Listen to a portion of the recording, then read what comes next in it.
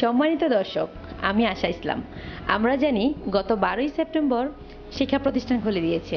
এই বিষয়ে আমি এখন আনন্দ মাল্টিমিডিয়া স্কুল অ্যান্ড কলেজের সম্মানিত চেয়ারম্যান জনাব মোহাম্মদ আলাউদ্দিন স্যারের সাথে কথা বলতে যাচ্ছি। স্যার, আসসালামু আলাইকুম। ওয়ালাইকুম সালাম। ভালো আছেন স্যার? আলহামদুলিল্লাহ ভালো আছি। স্যার, আমি জানি আপনি দীর্ঘ 18 বছর যাবৎ আনন্দ মাল্টিমিডিয়া স্কুল অ্যান্ড কলেজ পরিচালনা করে আসছেন। উক্ত সময়ের মধ্যে 18 মাস স্কুল বন্ধ থাকার অভিজ্ঞতা আপনার বা আমাদের কখনো হয়নি, যেখানে বিদ্যালয়ে নিয়মিত শিক্ষার্থীদের উপস্থিতি নিশ্চিত করেও তাদের মনোযোগ ধরে রাখা কঠিন। সেখানে দীর্ঘ 18 মাসে শিক্ষার যে ক্ষতি, তা কি পূরণীয়? হ্যাঁ, তা পূরণীয়। স্যার, যদি তা পূরণীয় হয় তাহলে এই বিষয়ে আপনার অভিজ্ঞতার আলোকে যদি আপনি আপনার মূল্যবান মন্তব্য দিতেন। নিশ্চয়ই দীর্ঘ 18 মাসের শিক্ষার যে ক্ষতি, সেটা পুষিয়ে আনার জন্য মোটা দাগে আমি 2-4টি কথা বলতে পারি। যদি পূরণের ক্ষেত্রে বলি, হ্যাঁ পূরণীয়। প্রয়োজন শ্রেণীকক্ষে শিক্ষকদের পাঠদানের আন্তরিকতা, প্রয়োজন অভিভাবকদের বিদ্যালয়ে সক্রিয় অংশগ্রহণ, প্রয়োজন পাঠ গ্রহণে শিক্ষার্থীর মনোযোগ, প্রয়োজন শিক্ষার্থীর স্বপ্ন। এই বিষয়গুলো যদি আমরা একত্রে কাজ করতে পারি, আমার বিশ্বাস 18 মাসের শিক্ষার যত ক্ষতি সেগুলো পূরণ করা সম্ভব। স্যার, আপনি বলেছেন শিক্ষার ক্ষতি পূরণীয়, তবে তা পূরণে কি কি চ্যালেঞ্জসমূহ হতে পারে বলে আপনি ভাবছেন? নিশ্চয়ই দীর্ঘ 18 মাস বন্ধ থাকায় এই 18 মাসের ক্ষতি পুষিয়ে আনার জন্য শিক্ষা প্রতিষ্ঠানের জন্য এখন বড় চ্যালেঞ্জ। আমি কয়েকটি চ্যালেঞ্জের কথা নির্দ্বিধায় বলতে পারি। বিদ্যালয়ের শিক্ষার্থীর উপস্থিতি শতভাগ নিশ্চিত করা, শিক্ষার্থীর সাথে শিক্ষকদের সহনশীল আচরণ করা, জ্বরে পড়া শিক্ষার্থীর সংখ্যা হ্রাস করা, শিক্ষা থেকে বিরত থাকা শিক্ষার্থীকে শিক্ষায় মনোনিবেশ করা, অটো প্রমোশনপ্রাপ্ত শিক্ষার্থীদের পাঠ্যক্রমের উপযোগী করে পাঠ গ্রহণে আগ্রহ সৃষ্টি করা। এই চ্যালেঞ্জগুলো আমরা দেখতে পাচ্ছি। এই চ্যালেঞ্জগুলো মোকাবেলা করে এখন বিদ্যালয়গুলো কাজ করলে আশা করি শিশুদের যে ক্ষতি হয়েছে সেটা পূরণ করা সম্ভব হবে। স্যার, আপনার উল্লিখিত চ্যালেঞ্জসমূহ মোকাবিলায় করণীয় কি কি হতে পারে বলে আপনি মনে করেন? চ্যালেঞ্জসমূহ মোকাবেলা করবার জন্য আনন্দ মাল্টিমিডিয়া স্কুলের পক্ষ থেকে আমরা কতিপয় দিক নির্দেশনার কথা ভাবছি।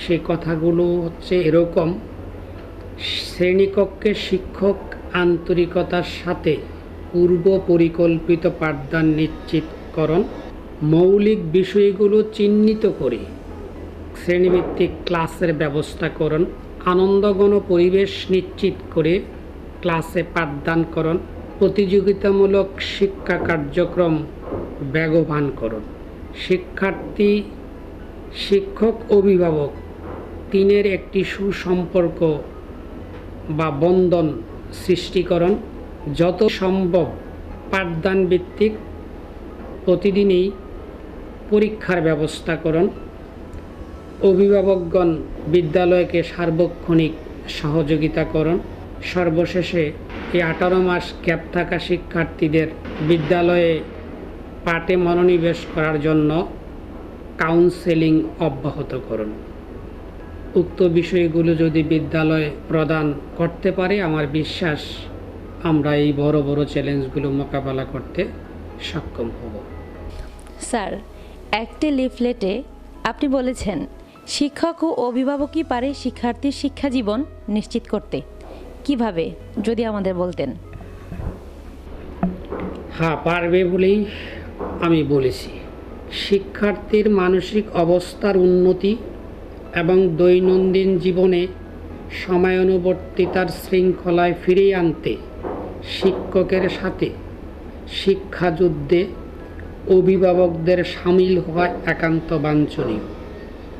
কারণ শিক্ষকের সাথে অভিভাবক সামিল হলে অর্ধেক শিক্ষা সম্পূর্ণ হবে বলে আমি বিশ্বাস করি।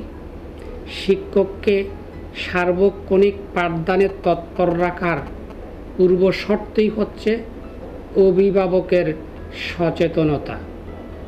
অভিভাবক ও শিক্ষক যদি শিক্ষার্থীর অতন্ত্র প্রহরী হিসাবে কাজ করে শিক্ষার্থীর শিক্ষা জীবনে যত বড় চ্যালেঞ্জই আসুক না কেন আমরা বিশ্বাস করি আমাদের জয় হবেই হবে ইনশাল্লাহ। স্যার, সম্মানিত অভিভাবকদের উদ্দেশ্যে কি কিছু বলার আছে?